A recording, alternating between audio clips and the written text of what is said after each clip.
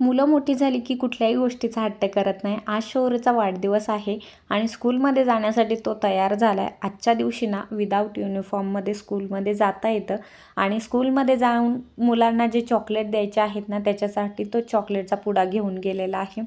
तो स्कूलमध्ये गेल्यानंतर मग मी ना घरी होममेड केक बनवला, जो की आम्ही दुसऱ्या दिवशी कट केला. आणि बड्डेचं काय असं नियोजन केलेलं नव्हतं. आम्हाला ह्या वर्षीचा बड्डे थोडासा युनिक सेलिब्रेट करायचा होता आणि ते आम्ही प्लॅनिंग केलं होतं. घरी बड्डे सेलिब्रेट करावा असं काही प्लॅनिंग केलेलाच नव्हता, पण ऐन वेळेला ना घरी बड्डे सेलिब्रेट करावा लागला. त्यामुळे बघा, कुठल्याही प्रकारचं डेकोरेशन तर केलेलंच नाही आहे, पण फॅमिली आणि आजूबाजूचे जे काही गेस्ट आहे ना त्यांनासुद्धा कुणाला सांगितलेलं नव्हतं. तर मग ऐन वेळेला जे काही असतं ना नियोजन ते असं असतं. आणि मग त्याचे जे काही सोसायटीमधले फ्रेंड्स आहेत ना त्यांना बोलवलं आणि हे सगळे त्याचे फ्रेंड्स आहेत. बघा किती हॅप्पी आहेत त्याच्या बड्डेला आल्यानंतर.